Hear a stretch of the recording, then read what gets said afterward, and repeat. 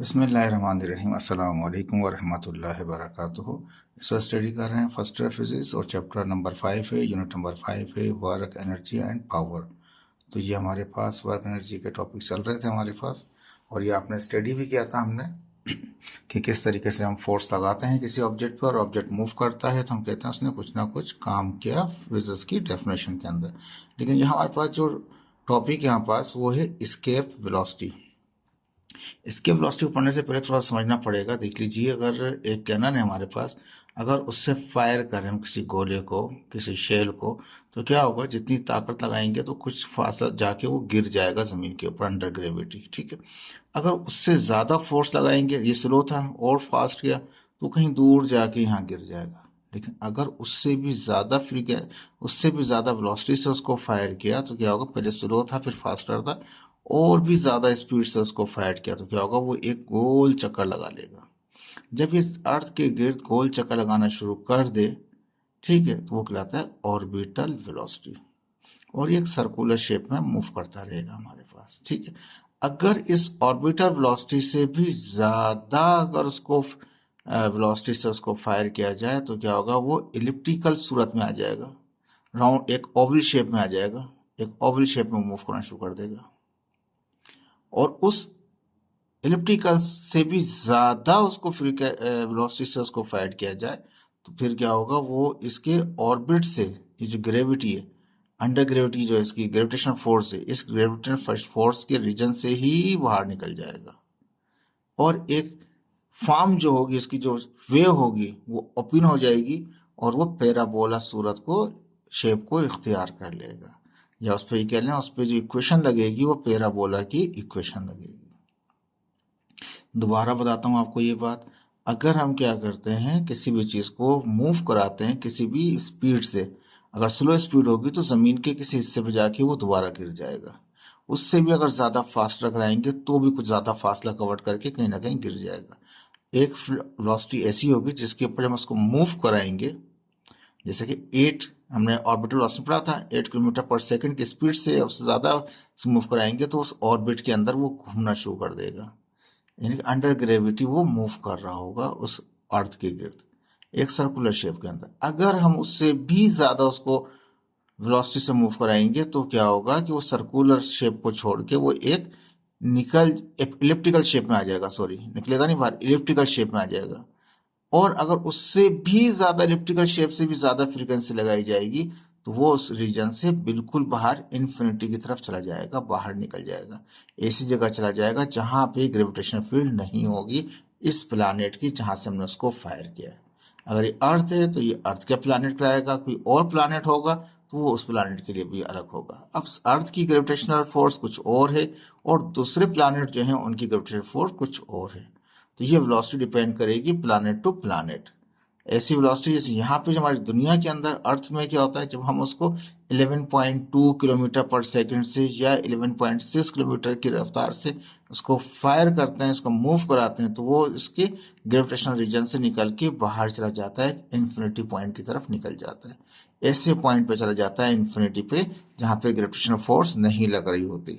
ठीक है, उस वेलोसिटी को बोलते हैं हम स्केप वेलोसिटी। स्केप में निकल जाने वाली वेलोसिटी। यहाँ पर भी एक शेप दिखा है, एक अर्थ है, फायर करते हैं किसी रॉकेट को, सबसे जमीन है, जमीन का जो मास है वो कैपिटल एम होगा, जो रॉकेट है उसका मास स्मॉल एम है, और जो हमारे पास रेडियस ऑफ अर्थ है जमीन के सेंटर से सरफेस तक का वो आर है। जो वेलोसिटी होगी वो स्केप वेलोसिटी होगी। स्केप वेलोसिटी इतनी स्पीड होनी चाहिए कि वो उसके रीजन से निकल के बाहर चला जाए, उसके ग्रेविटेशनल फील्ड को छोड़ के बाहर निकल जाए, एक ऐसे रीजन में चला जाए, इन्फिनिटी पॉइंट में चला जाए जहां पे ग्रेविटेशनल फोर्स ना हो। ऐसी वेलोसिटी को बोलेंगे स्केप वेलोसिटी। यानी दूसरे अल्फाज में, जैसे लास्ट टॉपिक हमने पढ़ा था, इन्फिनिटी तक मूव कर रहे हैं तो इन्फिनिटी तक मूव करा दें उसको जहां पे वो ग्रेविटेशनल फोर्स ना हो, तो ऐसी वेलोसिटी को बोलेंगे स्केप वेलोसिटी। कहता है स्केप वेलोसिटी। ठीक है, और इस वेलोसिटी के बारे में कुरान पाक ने बहुत पहले ही, 1400 साल पहले ही कुरान पाक में अल्लाह ताला ने फरमा दिया था कि जब भी कभी कोई निकलेगा इस जमीन से, इसके दायरे से बाहर निकलना चाहेगा, बाहर निकलने की कोशिश करेगा, तो उसको ताकत लगानी पड़ेगी तब ही वो निकल सकेगा। आज साइंस ने साबित कर दिया 14 साल बाद, लेकिन ये बात 14 साल पहले ही प्यारे नबी ने कुरान पाक में फरमा दी थी। तो कहता है स्केप वेलोसिटी क्या है, उसका फार्मूला क्या है, उसको ड्राइव करेंगे यहाँ पे। द मिनिमम वेलोसिटी, कहता है ऐसी कम से कम वेलोसिटी ऑफ द ऑब्जेक्ट, किसी ऑब्जेक्ट की, कहता है with which the object is projected, object को प्रोजेक्ट करें, मूव कराएं, ऑब्जेक्ट को मूव कराएं, दोनों में से कोई सी भी पिक्चर ले सकते हैं हम, ऑब्जेक्ट को मूव कराएं हम, ठीक है, प्रोजेक्ट करें from the surface of the अर्थ, जमीन की सरफेस से उसको मूव कराएं, ठीक है जी।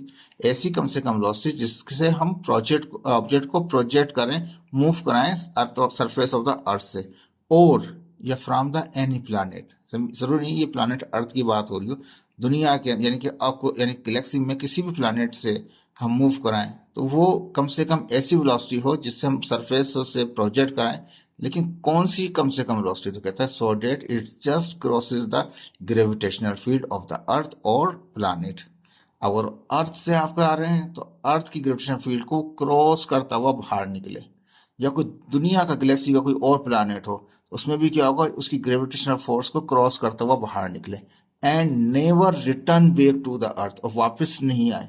अगर खुदा ना खासा इसकी स्पीड कम हो जाएगी, ग्रेविटेशनल फील्ड में ही हो, ग्रेविटेशनल फील्ड में ही हो, कम हो जाएगी तो वो वापस अर्थ की तरफ आना शुरू कर देगा। तो कहता है कि never return to back to earth और द प्लैनेट, ना तो ऐसी वेलोसिटी हो जिसमें वो वापस ना आए, यानी कि वो निकल जाए, उसकी लिमिट से ही बाहर निकल जाए, never come back to earth और प्लैनेट।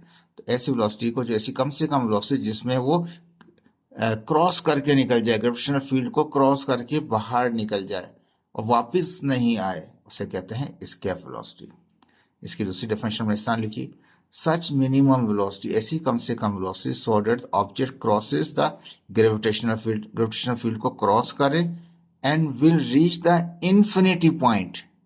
क्या लिखा मैंने, वहां इन्फिनिटी पॉइंट नहीं लिखा था, यहाँ लिखा will reach the infinity point, infinity point पे चला जाए। इन्फिनिटी पॉइंट ऐसा पॉइंट होता है जहां पे ग्रेविटेशनल फील्ड जीरो होती है, लग ही नहीं रही होती, आउटसाइड द ग्रेविटेशनल फील्ड। और आगे भी लिख दिया कि वो कम से कम वेलोसिटी जिसमें वो ग्रेविटेशनल फील्ड को क्रॉस करते हुए निकल जाए और पहुंच जाए, कहाँ पे पहुंच जाएगा, इन्फिनिटी पे, outside the gravitational field, gravitational field से बाहर निकल जाएगा।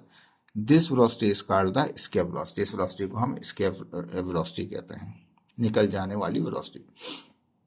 सपोज कर लिया जमीन का मास m है, रेडियस r है जमीन का, और जो एस्केप वेलोसिटी है उसको वी एस कह रहे हैं, ठीक है। पिक्चर दोबारा दिखा देते हैं आपको, ये जो वी एस है वो एस्केप वेलोसिटी है, मास ऑफ प्रोजेक्ट या जो ऑब्जेक्ट है या डिवाइस कह रहे हैं, उसका जो मास है क्या हमारे पास, वो m स्मॉल m कंसिडर कर रहे हैं, ठीक है। ये तो हो गया सिंपल सा कंस्ट्रक्शंस, ठीक है जी। अब हम लगाएंगे एक प्रॉपर्टी और उससे ही इसका फार्मूला ड्राइव कर लेंगे, ठीक है। प्रॉपर्टी कौन सी लगा रहे हैं यहाँ पे हम, ठीक है, देख लीजिए। According to conservation of mechanical energy in escape velocity, escape velocity में कंजर्वेशन लगाएंगे हम किसकी, मैकेनिकल एनर्जी की, यानी कि जो मैकेनिकल एनर्जी लग रही है, मैकेनिकल एनर्जी में दो ही हिस्से होंगे, एक उसका पोटेंशियल एनर्जी, एक उसकी काइनेटिक एनर्जी। अब कंजर्वेशन कर रहे हैं तो कंजर्वेशन में क्या होता है, वो कांस्टेंट रहता है बिफोर एंड आफ्टर। तो इनिशियल जो एनर्जीज होंगी और फाइनल एनर्जीज क्या होंगी, वो उसकी आपस में बराबर होंगी, जिसमें कंजर्वेशन ऑफ मैकेनिकल एनर्जी, ये मैकेनिकल है तो इसलिए मैकेनिकल के अंदर उसकी काइनेटिक एनर्जी भी काउंट करेंगे, उसकी पोटेंशियल एनर्जी को यू से जाहिर करते हैं हम यहाँ पे। तो इनिशियल वाले बराबर होंगे फाइनल वालों के साथ, उसे कहते हैं कंजर्वेशन। उसमें क्या होता है, कांस्टेंट रहते हैं वो, ठीक है जी। अब यहाँ पे क्या हुआ, जो इनिशियल यानी कि potential energy initial, kinetic energy initial बराबर होगी फाइनल पोटेंशियल एनर्जी, बराबर प्लस करेंगे किसमें, फाइनल काइनेटिक एनर्जी, यानी कि sum of the energies before the projected and reach the infinity point the energies, ठीक है। अब दो एनर्जीज हो गई हैं, पहली जो बिफोर वाली एनर्जीज हैं वो प्रोजेक्टेड करते हुए हैं, जाते हुए हैं, रेस्ट से नहीं है, वो जाते हुए हैं, और वो जब पहुंच गए इन्फिनिटी पे तो वो हो जाएगा उसका फाइनल। अब फाइनल जब पहुंचेगा, एस्केप कर जाएगा, वो बाहर चला जाएगा, इन्फिनिटी पे चला जाएगा, तो इन्फिनिटी के ऊपर तो पोटेंशियल एनर्जी होगी नहीं, जीरो हो जाएगी वहां पे, क्योंकि इन्फिनिट पॉइंट है। इसी तरह उसकी जो काइनेटिक एनर्जी होगी वो भी जीरो हो जाएगी, वो आउट हो जाएगा, निकल जाएगा बाहर, ठीक है। लेकिन इनिशियल जो होगी हमारे पास, वो क्या होगी हमारे पास, कहाँ सरफेस ऑफ अर्थ से ले रहे हैं हम, तो G M M upon R, ये पहले फॉर्म निकाला था, माइनस के साथ हम एब्सोल्यूट पोटेंशियल एनर्जी हम पढ़ रहे थे, ठीक है। करंट की एनर्जी का फॉर्मूला सिंपल था, हाफ एम वी स्क्वायर, ये वेलोसिटी कौन सी है, एस्केप वेलोसिटी है, तो V escape escape velocity square आ गया हमारे पास। तो ये पोटेंशियल एनर्जी का ही फॉर्मूला इस्तेमाल कर लिया, minus G M M upon R, और करंट की एनर्जी सिंपल इस्तेमाल कर लिया हाफ एम वी स्क्वायर का। लेकिन फाइनल क्या होगा, वो वहां से निकल जाएगा, स्केप कर जाएगा, तो वो वहां पे ग्रेविटेशनल फील्ड जीरो होगी, ग्रेविटेशनल फील्ड जीरो होगी तो आउट हो जाएगा उस वहां पे, तो वो कंसिडर किए जाएंगे कि वो जीरो है उस पॉइंट के ऊपर। पिछले डेरिवेशन में भी शो करके दिखाया था आपको किस तरह जीरो हो जाते हैं वहां पे, ठीक है जी। तो ये तो जीरो होगा, ये माइनस का था तो ये चला जाएगा इस तरफ, तो माइनस का पूरा टर्म वहां से खत्म हो गया, ये प्लस का हो गया, ठीक है। टू यहाँ डिवाइड कर रहा है, टू जाके मल्टीप्लाई करेगा, ठीक है। टू हाँ मल्टीप्लाई कर, एम से मैंने एम को कैंसिल कर दिया, तो यहाँ खाली क्या बचा, इसके वेलोसिटी स्क्वायर बचा, टू वहां पे आ गया मल्टीप्लाई करने, जी एम बचा कैपिटल, छोटा एम वहाँ छोटा एम दोनों कैंसिल हो गए, आर अपनी जगह पर है, ठीक है। अब हम जानते हैं ये वी स्क्वायर है, तो रेडिकल दोनों तरफ ले लें, रेडिकल यहाँ भी ले लिया, रेडिकल उस तरफ भी ले लिया हमने, ठीक है जी। रेडी कर लिया हमने, तो क्या होगा, वी स्क्वायर की वजह से एस्केप वेलोसिटी सिंगल निकल आएगी बाहर हमारे पास, और यहाँ पे two radical G M E upon M upon R आ जाएगा हमारे पास। अब हम एक चीज जानते हैं कि ग्रेविटेशन फील्ड के फॉर्मूले में हमने पढ़ा था, G is equal to capital G M capital और आर स्क्वायर बराबर होता है छोटा जी।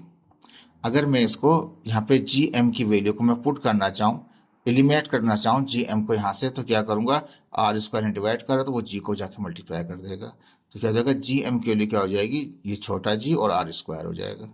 फार्मूला ये है, लेकिन उसी से ड्राइव करके हमने बना दिया, यानी जी एम की जगह पे मैं क्या लगा दूं, जी आर स्क्वायर लगा दूं, तो जी एम की जगह जी आर स्क्वायर हो गया, नीचे वाला आर एक स्क्वायर को काट देगा, तो ऊपर क्या बचेगा, खाली रेडिकल के अंदर टू जी आर आ गया हमारे पास। ये रेडियस ऑफ द अर्थ है, वो ग्रेविटी की फील्ड है हमारे पास। The escape velocity is approximately 11.2 kilometre per second होती है। कहता है जो अर्थ के ऊपर, हमारे अर्थ के ऊपर 11.2 किलोमीटर पर सेकंड, कुछ बुकों के अंदर 11.6 भी होता है, लेकिन यहाँ पे जो बुक ने दिया 11.2 दिया, हम उसी को ही लेके चल रहे हैं। But it is different for different planet, दूसरे प्लानटों के लिए ये मुख्तलिफ होगी, जरूरी नहीं है कि यही वेलोसिटी हो मार्स के ऊपर या दूसरे जुपिटर के ऊपर, दूसरे प्लानट के ऊपर, जरूरी नहीं है यही वेलोसिटी हो, हर जगह की मुख्तलिफ होगी, ठीक है। ये कोई मुश्किल नहीं था, ये आसान सा एक टॉपिक था आपका, डेरिवेशन कोई मुश्किल नहीं है, लेकिन यहाँ हमने कंजर्वेशन ऑफ मैकेनिकल एनर्जी लगाया है, हमने कंजर्वेशन ऑफ मैकेनिकल एनर्जी का फॉर्मूला लगाया है, उसमें पोटेंशियल एनर्जी बिफोर और बिफोर की काइनेटिक एनर्जी का सम बराबर होगा एनर्जीज कौन सी, potential energy final and final की काइनेटिक एनर्जी, वो स्केप कर गया वहाँ पे इन्फिनिटी हो गया, जब इन्फिनिटी हो गया तो वहाँ पे जीरो हो जाते हैं हमारे पास वो, तो ये हमने कन्वर्ट करके निकाल लिया, तो कुछ भी मुश्किल नहीं है, आसान है हमारे पास। देखें ये मैंने ऑर्बिटल वेलोसिटी टॉपिक पहले पढ़ाया था, वहाँ भी समझाई थी बात, ये स्केप में आ गया, इसको दोबारा बता रहे हैं। अगर इसको ज़्यादा अच्छी तरह समझ चाहते हैं तो ऑर्बिटल पहले पढ़ लें, उसके बाद स्केप वेलोसिटी पढ़ लें, दोनों बेहतरीन तरीके से आपको समझ में आ जाएंगे, कभी भी नहीं भूलेंगे आप। लेकिन याद रख लें, दोबारा रिकॉल कर रहा हूँ, जब हम प्रोजेक्ट करते हैं तो गिर जाता है ग्रेविटी की वजह से, जो ज़्यादा उससे वेलोसिटी करते हैं तो वो थोड़ा और आगे जाके गिरता है, लेकिन एक वेलोसिटी ऐसी होती है जिसपे क्या होता है, वो ऑर्बिटल इख्तियार कर लेता है, वो हमारे पास 8 किलोमीटर पर सेकंड की रफ्तार होती है, जिसपे वो ऑर्बिटल में आ जाता है। अगर उससे ज़्यादा कर दें तो वो एलिप्टिकल सूरत इख्तियार कर लेता है, ओवल शेप के अंदर, जिस तरह से ज़मीन हमारी सूरज की गिर्द घूम रही है। उससे भी ज़्यादा कर दें तो दोबारा वो सर्कुलर में आ जाता है, दोबारा फिर सर्कुलर में आता है, लेकिन सर्कुलर के बाद फिर एक वेलोसिटी ऐसी आएगी, इसके 11.2 आ रहा है, 11.6 आ रहा है, जब उस वेलोसिटी में रीच करेगा तो अब सर्कुलर पर नहीं रहेगा, अब सीधा बाहर निकल जाएगा। तो पहला स्टेप क्या होगा इसके अंदर, दोबारा से रिकॉल करा रहा हूँ आपको, कि जब एक वेलोसिटी ऐसी आएगी जैसे 8 किलोमीटर पर सेकंड की आएगी, जिसके अंदर ये सर्कुलर हो जाएगा, अगर उससे ज़्यादा करेंगे तो इलिप्टिकल सूरत हो जाएगी, इलिप्टिकल से भी ज़्यादा वेलोसिटी देंगे तो दोबारा सर्कुलर में आ जाएगा, और उसके बाद फिर अगर 11.2 या 11.6 पे जाएंगे तो वो स्किप करा के बाहर निकाल देगा। देखिए आसान सा टॉपिक है, कुछ भी मुश्किल नहीं है, ये समझ लेंगे, खुद ही लिख लेंगे आप इसको, ठीक है। शेयर कीजिए और लाइक ज़रूर कीजिएगा जी, थैंक यू, अल्लाह हाफिज़।